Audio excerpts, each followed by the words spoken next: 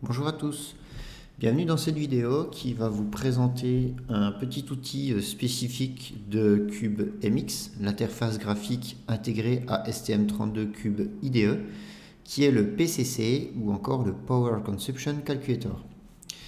Alors, pour réaliser cette vidéo, je m'appuie sur STM Cube IDE et j'ai créé un nouveau projet où je suis en train de configurer graphiquement ce projet, et puis c'est juste un onglet de CubeMX comme je vais vous le montrer dans un instant.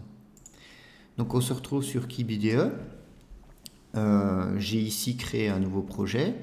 Donc lorsque vous créez un nouveau projet, vous vous retrouvez sur l'interface graphique CubeMX. Vous avez l'habitude d'utiliser cette interface graphique pour définir vos entrées-sorties, les différents périphériques et middleware si vous utilisez par exemple FreeRTOS que vous utilisez.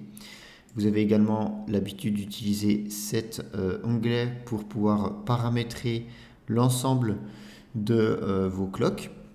Et enfin, le Project Manager qui n'est pas énormément utilisé dans CubeIDE parce qu'il est déjà entièrement pré-rempli, mais vous permet, lorsque le code sera généré, à ce que un projet CubeIDE soit créé en bonne et due forme avec tout le code source réparti dans les différents fichiers. Donc ceci représente les trois onglets principaux qui sont utilisés dans CubeIDE. Il y a un quatrième onglet qui est l'onglet outils ici, et si l'on va dessus, pour le moment il n'y a qu'un seul outil qui existe, qui est le PCC, Power Consumption Calculator.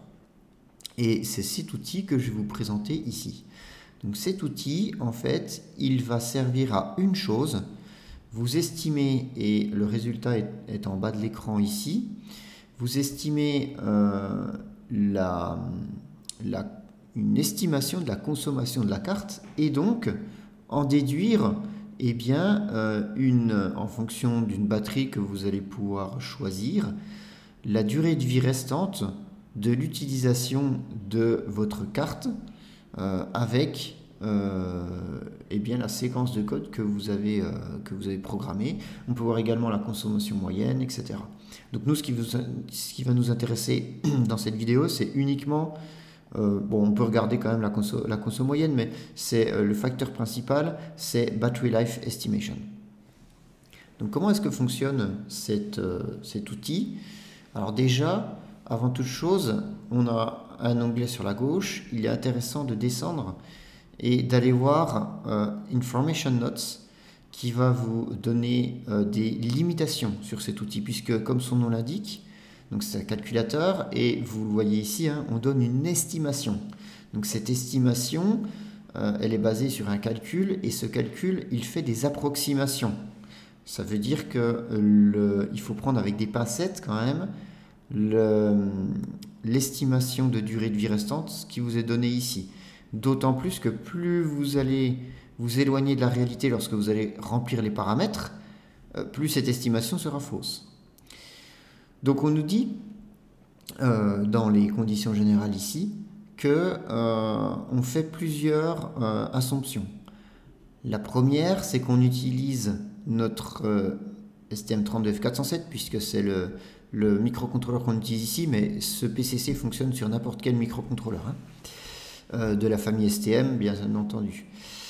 On nous dit qu'on se place dans des opérations typiques. Ça veut dire qu'en fait, il n'y a pas de charge explicite sur les entrées-sorties. Donc il n'y a pas de drainage de courant, on va dire, anormal sur les entrées-sorties que l'on utilise. Et on nous dit que la consommation en mode run, donc dans le mode classique, est réalisée à l'aide d'un outil CoreMark 1.0, et cet outil donne une estimation du mode run. Cette estimation, elle n'est pas au plus près de la réalité. Je vous encourage fortement à modifier les paramètres en relevant vous-même avec un ampèremètre la consommation en mode run, et puis dans les autres modes. Et on nous dit également que pour cet outil, on a fixé APB1 à FCPU sur 4, donc le prescaler de 4, et FAPAP2 avec un prescaler de 2. Ce qui est le cas si vous allez dans la clock config ici, vous voyez, APB1 prescaler, ici vous pouvez le changer. Attention, l'outil ici prend en compte 4 et ici prend en compte 2. Voilà. Donc si vous changez ces valeurs, bien entendu, ben, l'outil ne sera plus valable, même si ça ne change pas grand-chose. Voilà un petit peu les limitations. Alors, une fois qu'on a vu ça, comment fonctionne l'outil? Donc il y a un bandeau à gauche et il y a tout un panel à droite. On va déjà s'intéresser au bandeau à gauche. Sur le bandeau à gauche ici, vous allez retrouver le microcontrôleur que vous avez choisi lorsque vous avez créé le projet. Donc on vous donne des spécifications sur ce microcontrôleur. Donc bien sûr, si vous choisissez un projet avec un autre microcontrôleur, ben c'est cet autre microcontrôleur qui sera pris en compte. Ensuite, vous avez ici son alimentation et sa température ambiante. Donc on part du principe que pour tout ce calcul-là, ces calculs d'estimation de batterie et de consommation vont être faits avec une température ambiante de 25 degrés et avec une tension d'alimentation de 3,3 volts, qui est la tension d'alimentation de notre STM32F407. Et ensuite arrivent les deux panels qui vous intéressent vous. Le premier, c'est séquence générateur, et le deuxième, c'est le choix des batteries ou des piles. Alors, qu'est-ce que le séquence générateur? Le séquence générateur, en fait, c'est ce qui vous permet de paramétrer comment fonctionne votre programme. Dans votre programme, vous avez peut-être différents modes de consommation. Par exemple, vous êtes en mode run et vous passez en mode stop. On va faire un exemple. Prenons un exemple qui est l'exemple de base en fait qu'on vous propose. Vous avez un programme avec une boucle while 1 et cette boucle while 1 dans le main s'exécute en fait met 1 milliseconde pour s'exécuter. Donc toutes les millisecondes, je recommence cette boucle while 1. À l'intérieur de cette boucle while 1, j'ai une partie de mon programme qui va s'effectuer en mode run et j'ai une partie de mon programme qui va s'exécuter en mode stop. Partons du principe que le mode run représente 0,1 milliseconde à l'intérieur de la boucle while 1 qui dure, elle, 1 milliseconde. Et partons du principe que le mode stop dure le reste du temps, c'est-à-dire 1 milliseconde moins 0,1 milliseconde, donc 0,9 millisecondes. Voilà, ça c'est ce qu'on appelle une séquence. Donc la séquence de base qui est programmée, c'est celle-là. Mais vous pouvez tout à fait changer la séquence. Comment?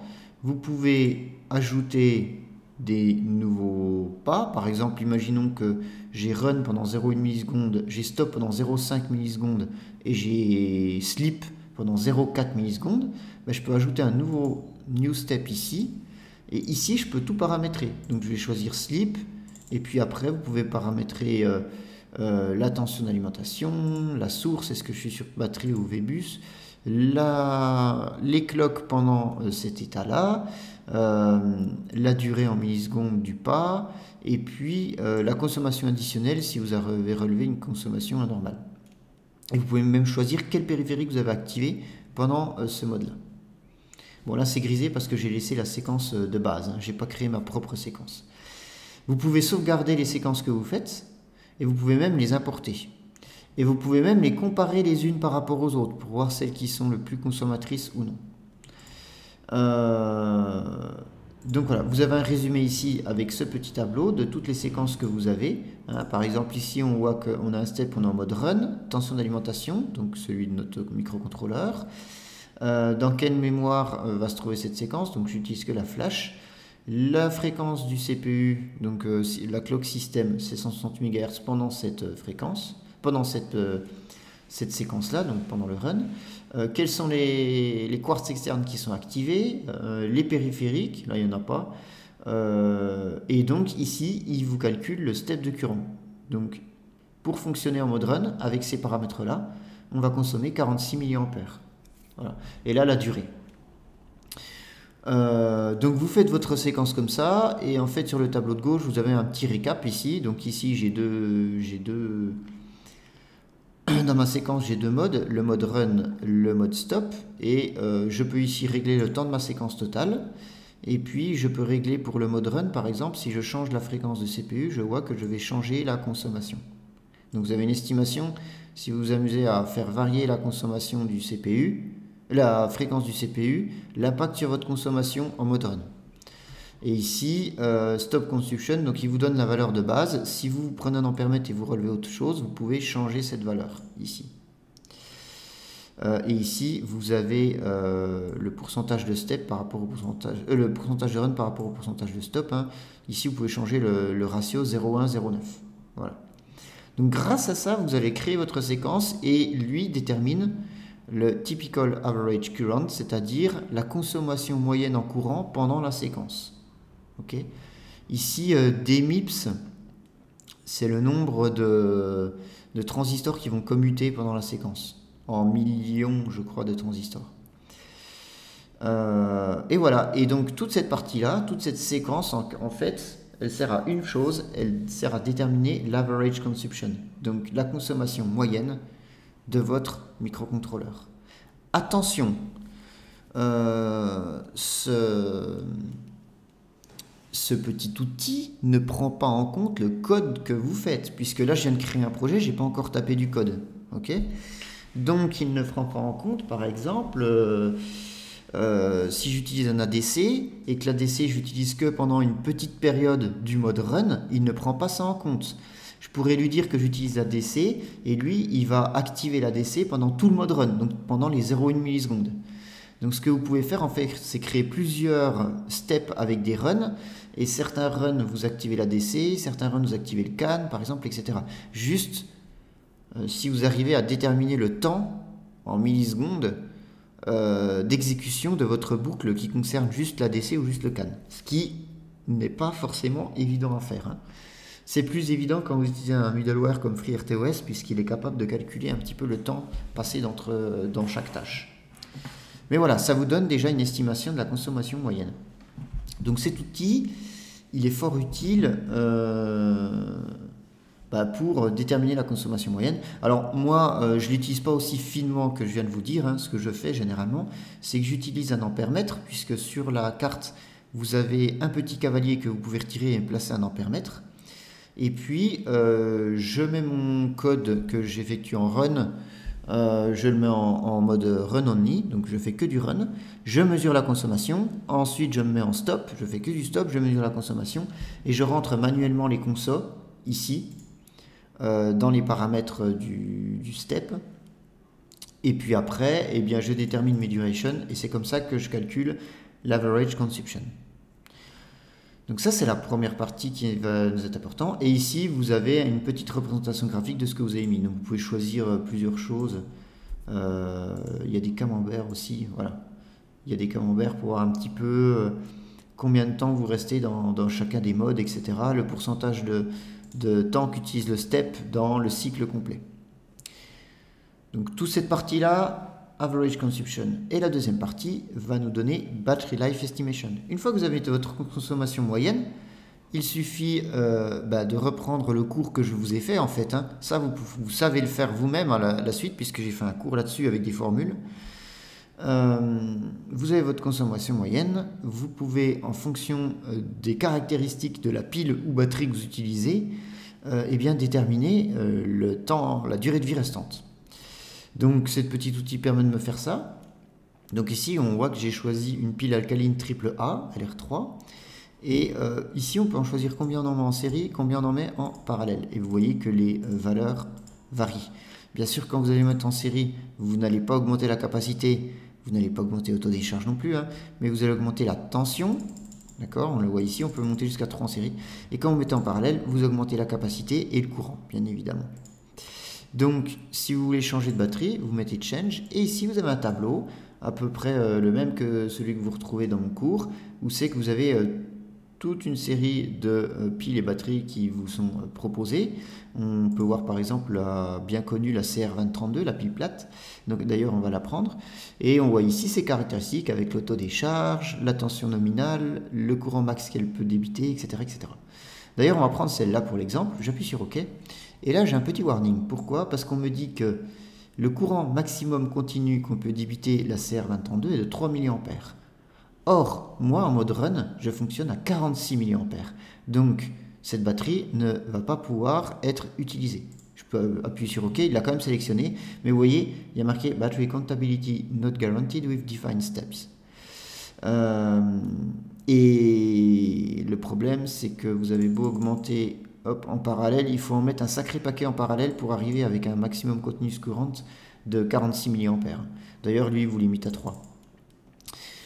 Mais c'est intéressant parce que vous voyez la capacité, l'autodécharge, et lui fait le calcul qu'on a vu en cours, et vous détermine ici le temps restant.